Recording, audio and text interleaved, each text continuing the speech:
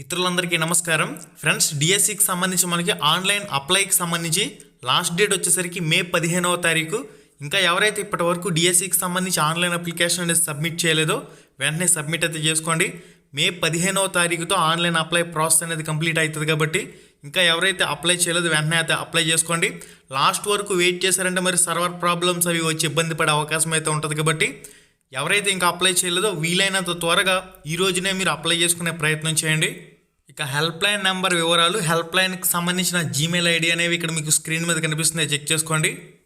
Apply చేసిన ప్రతి ఒక్కరు కూడా మీ డిఎస్సికి సంబంధించిన అప్లికేషన్ ఏదైతే ఉందో దాన్ని పీడిఎఫ్ రూపంలో కానీ లేదంటే జిరాక్స్ తీయించుకుని నీట్గా ప్రింట్ రూపంలో కానీ భద్రపరచుకోవాల్సిన అవసరం అయితే ఉంది. ఏపీ డిఎస్సి వెబ్సైట్ ఆన్ చేసిన తర్వాత క్యాండిడేట్ లాగిన్ అని ఉంటుంది. క్యాండిడేట్ లాగిన్ మీద క్లిక్ చేసిన తర్వాత మీరు డిఎస్సికి సంబంధించి రిజిస్ట్రేషన్ చేసుకునేటప్పుడే ఒక క్యాండిడేట్ ఐడి పాస్వర్డ్ వస్తుంది. ఆ రెండు ఇక్కడ యాజ్ ఇట్ ఈస్ క్యాపిటల్ అయితే క్యాపిటల్, స్మాల్ అయితే స్మాల్ ఎంటర్ చేసుకుని ఇక్కడ ఒక వెరిఫికేషన్ క్యాప్చా ఇచ్చాడు. ఫర్ ఎగ్జాంపుల్ మీకు కూడా ఏదో ఒక వెరిఫికేషన్ క్యాప్చా ఉంటుంది, అది యాజ్ ఇట్ ఈస్ ఎంటర్ చేసుకుని సైన్ ఇన్ అని చెప్పేసి క్లిక్ చేసుకోండి. ఒకవేళ మీ పాస్వర్డ్ మర్చిపోయినా, క్యాండిడేట్ ఐడి మర్చిపోయినా ఇక్కడ రికవరీ చేసుకునేందుకు కింద ఆప్షన్లు అయితే ఉన్నాయి. ఫర్గాట్ పాస్వర్డ్ ఆప్షన్ ద్వారా కూడా మీరు రప్పించే అవకాశం అయితే ఉంటుంది. సర్టిఫికేట్స్ ఆప్షన్ అనేది ఆప్షనల్ అని చెప్పేసి ఇవ్వడం జరిగింది కాబట్టి జాబ్ వచ్చిన తర్వాత ఒరిజినల్ సర్టిఫికేట్స్ అనేవి మీరు చూపిస్తే సరిపోతుంది. అయితే మీ దగ్గర ఉన్న ఏవైతే డాక్యుమెంట్స్ ఉన్నాయో వాటిని స్కాన్ చేసి అప్లోడ్ చేయండి. ప్రస్తుతానికి అందరూ కూడా క్యాండిడేట్ ఐడి లాగిన్లోకి వెళ్ళిన తర్వాత మీ అప్లికేషన్ ప్రింట్ వస్తేనే ఆన్లైన్ అప్లికేషన్ ఫైనల్గా సబ్మిట్ అయినట్టు. ఈ విషయాన్ని క్లారిటీగా మీరు చెక్ చేసుకోండి ప్రతి ఒక్కరు కూడా. ఇక ఎస్జిడికి సంబంధించిన పరీక్షలు ముందు జరుగుతాయా, స్కూల్ అసిస్టెంట్కి సంబంధించిన పరీక్షలు ముందు జరిగే అవకాశం ఉందా అని చెప్పేసి కూడా చాలామంది అడుగుతున్నారు. మనకి గత డిఎస్సికి సంబంధించిన షెడ్యూల్ పరిశీలన చేసినట్లయితే మనకి లాంగ్వేజెస్ తెలుగుకి సంబంధించి school assistant language Telugu, school assistant language English, school assistant Hindi, ఈ విధంగా లాంగ్వేజెస్కి సంబంధించి ఒక వారం రోజులు పరీక్షలు జరిగిన తర్వాత ఎస్జిడి సెకండరీ గ్రేడ్ టీచర్, ఆ తర్వాత స్కూల్ అసిస్టెంట్కి సంబంధించిన పరీక్షల షెడ్యూల్ని అయితే ఇచ్చారు. అయితే మనకి ప్రస్తుత డిఎస్సికి సంబంధించి బాగా ఎక్కువ మంది ఎస్జిడి సెకండరీ గ్రేడ్ టీచర్కి సంబంధించి అప్లై చేసే అవకాశం ఉంటుంది కాబట్టి ముందుగా ఎస్జిడికి సంబంధించిన పరీక్షలు స్టార్ట్ అయ్యే అవకాశం ఉంటుంది.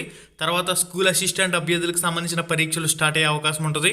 షెడ్యూల్ ప్రకారం చూసినట్లయితే జూన్ 6వ తారీఖు నుంచి జూలై 6వ తారీఖు వరకు పరీక్షలు అయితే జరుగుతాయని చెప్పేసి మనకి ఇవ్వడం జరిగింది. హాల్ టికెట్స్ అనేవి మే 30వ తారీఖున, మాక్ టెస్ట్లు అనేవి డిఎస్సికి సంబంధించి మే 20వ తారీఖు నుంచి అందుబాటులోకి వస్తాయని చెప్పేసి ఇచ్చారు. లక్షలాది మంది డిఎస్సి అభ్యర్థులు డిమాండ్ చేస్తున్న ఒకే జిల్లా ఒకే పేపర్లో పరీక్ష నిర్వహించాలన్న అంశానికి సంబంధించి కూడా ప్రభుత్వం నుంచి ఇప్పటివరకు ఎటువంటి అఫీషియల్ స్టేట్మెంట్ లేదు. డిఎస్సి అభ్యర్థులు కోరుతున్న డిమాండ్స్కి సంబంధించి కూడా ప్రభుత్వం నుంచి ఎటువంటి రెస్పాన్స్ లేదు. మనకి ఇక్కడ నెక్స్ట్ అప్డేట్ వచ్చేసరికి ఇక టీచర్ల బదిలీలు, పదోన్నతులు అంటూ మనకి ఇన్ఫర్మేషన్లు రావడం జరిగింది. నేడో రేపో జీవో విడుదల. ముందుగా హెచ్ఎంల ట్రాన్స్ఫర్స్, 5152 స్కూల్ అసిస్టెంట్ పోస్టులకు పదోన్నతులు, యూపీ పాఠశాలలకు 779 అప్గ్రేడ్ చేసిన హై స్కూల్స్గా మార్పు అంటూ కూడా ఒక పాయింట్లో మెన్షన్ చేశారు. అందులో టీచర్ల సహితం ఆప్షన్లు పెట్టుకుని కోరుకున్న ప్రాంతానికి బదిలీ, అన్ని సంఘాల నాయకులతో ముగిసిన చర్చలు, 9 నెలలు శ్రమించి ట్రాన్స్ఫర్స్ చట్టం తెచ్చామన్న అధికారులు అంటూ దీనికి సంబంధించిన కంప్లీట్ సమాచారం అంతా కూడా మీరు ఇక్కడ స్క్రీన్ మీద చెక్ చేయండి. సంఘ నాయకులతో చర్చించిన అంశాలు ఇలా ఉన్నాయంటూ కూడా ఇక్కడ మనకి ఈ ఆర్టికల్లో పబ్లిష్ చేయడం జరిగింది. మెయిన్గా టీచర్ల బదిలీల అంశానికి సంబంధించి తాజా సమాచారం అయితే ఇది. కంప్లీట్ వివరాలన్నీ కూడా మీరు ఇక్కడ స్క్రీన్ మీద చెక్ చేయొచ్చు. సర్వీస్ పాయింట్లు 5 మాత్రమే అంటూ కూడా మెన్షన్ చేస్తున్నారు. మనకి నెక్స్ట్ అప్డేట్ వచ్చేసరికి ఈనాడు న్యూస్ పేపర్లో మెయిన్ ఎడిషన్లో రావడం జరిగింది. ఆదర్శ ప్రాథమిక బడులు హెచ్ఎంలుగా సబ్జెక్ట్ టీచర్లు అంటూ కూడా మనకి ఇన్ఫర్మేషన్లో ఉంది. రాష్ట్ర వ్యాప్తంగా పాఠశాలల సంఖ్య 40,920 నుంచి 41,478కి పెంపు. ప్రాథమిక బడులుగా మారిపోయిన 686 యూపీ పాఠశాలలు కూడా మనకి ఇన్ఫర్మేషన్లు ఇచ్చున్నారు. 779 యూపీ స్కూల్స్ని హై స్కూల్స్గా ఉన్నతీకరిస్తున్నారంటూ కూడా మనకి ఇన్ఫర్మేషన్లో ఉంది. హేతుబద్ధీకరణలో మిగిలిపోయిన 4690 మందికి అవకాశం. సబ్జెక్ట్ టీచర్లు ఎవరైతే ఉన్నారో వాళ్ళకి వచ్చేసరికి హెచ్ఎంలుగా పదోన్నతులు అయితే లభించబోతున్నాయంటూ మనకి ఇన్ఫర్మేషన్లో పబ్లిష్ చేస్తున్నారు.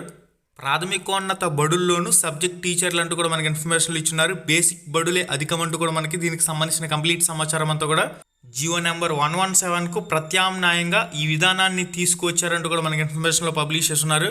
రాష్ట్రంలో 1వ తరగతి నుంచి 5వ తరగతి వరకు మాత్రమే ఉండే ఆదర్శ ప్రాథమిక పాఠశాలలు 7,953 ఏర్పాటు కానున్నాయి. వీటిలో 60 మందిలోపు విద్యార్థులు ఉన్న చోట 3 టీచర్ పోస్టులను అయితే నియమించబోతున్నారు. ఒక హెచ్ఎం పోస్ట్ని అయితే ఇస్తారు. 60కి పైగా పిల్లలుంటే 4 టీచర్లు ఒక హెచ్ఎం పోస్ట్ని అయితే ఇస్తారు. ప్రాథమికోన్నత పాఠశాలలకు సంబంధించి 6, 7, 8 తరగతులకు సంబంధించి సబ్జెక్ట్ టీచర్లను అయితే ఇస్తారు. 10 మందిలోపు విద్యార్థులుంటే ఒకరు, 30 మంది విద్యార్థులుంటే దాదాపుగా 2 టీచర్లను అయితే నియమిస్తారు. 140 మంది విద్యార్థుల వరకు ఉంటే 6, 7, 8 తరగతులకు సంబంధించి 4 టీచర్లను అయితే కేటాయిస్తారంటూ కూడా మనకి ఇన్ఫర్మేషన్లో ఉంది. ఇది గైస్ ఉపాధ్యాయ బదిలీలకు సంబంధించిన కంప్లీట్ సమాచారం. డిఎస్సికి సంబంధించిన దరఖాస్తుల ప్రక్రియ అనేది మే 15వ తారీఖుతో ముగుస్తుంది కాబట్టి ఇంకా ఎవరైతే అప్లై చేయలేదో వెంటనే అప్లై చేసుకోండి. అప్లై చేసిన క్యాండిడేట్స్ కంపల్సరీగా డిఎస్సి అప్లికేషన్ ప్రింట్ తీసుకోండి. అది పీడిఎఫ్ రూపంలో అయినా లేదంటే డైరెక్ట్గా ఫిజికల్ కాపీ అయినా ప్రింట్ రూపంలో మీ దగ్గర ఉండాలి. డిఎస్సికి సంబంధించి అప్లై చేసిన క్యాండిడేట్స్ అందరూ కూడా క్యాండిడేట్ ఐడి పాస్వర్డ్తో లాగిన్ అయ్యి మీ డిఎస్సి అప్లికేషన్ కంపల్సరీగా ప్రింట్ తీసుకోండి. మీరు రిజిస్ట్రేషన్ అనేది చేసేసి డీటెయిల్స్ అనేవి ఫిల్ చేసి ఫైనల్ సబ్మిట్ చేయకుండా వదిలేశారంటే మీకు హాల్ టికెట్ అనేది రాదు. మీకు అర్థమవుతుంది కదా. ఫైనల్ సబ్మిట్ చేసిన తర్వాత అది ప్రింట్ వస్తుంది. ఆ విధంగా ప్రింట్ వచ్చినట్లయితే మీకు కంపల్సరీగా హాల్ టికెట్ అనేది వస్తుంది. అలా కాకుండా మీరు డీటెయిల్స్ అనేవి ఫిల్ చేసి సబ్మిట్ చేయకుండా వదిలేశారంటే మీకు హాల్ టికెట్ కూడా ఇష్యూ కాదు. మెయిన్గా మే 15వ తారీఖు లోపు ప్రతి ఒక్కరు చేయవలసింది డిఎస్సికి సంబంధించిన అప్లికేషన్ అనేది మీ దగ్గర ప్రింట్ తీసుకుని పెట్టుకోండి. ఒక జిల్లా ఒకే పేపర్ నిర్వహించాలనే అంశానికి సంబంధించి కానివ్వండి, ఇక వయోపరిమితిని 47 సంవత్సరాలకి పొడిగించాలనే అంశానికి సంబంధించి కానివ్వండి, ప్రిపరేషన్ సమయం పొడిగించాలనే అంశానికి సంబంధించి కానివ్వండి, ప్రభుత్వం నుంచి ఎటువంటి స్పందన లేదు. జిల్లాల వారీగా డిఎస్సి అభ్యర్థులు అయితే నిరసన కార్యక్రమాలు తెలియజేస్తున్నప్పటికీ ప్రభుత్వం ఏమాత్రం పట్టించుకోవడం లేదు. ఇది గైస్ దీనికి సంబంధించిన సమాచారం. మరింత అప్డేట్ ఇన్ఫర్మేషన్ ఎప్పటికప్పుడు మన ఛానల్ ద్వారా మీకు అందుతూనే ఉంటుంది.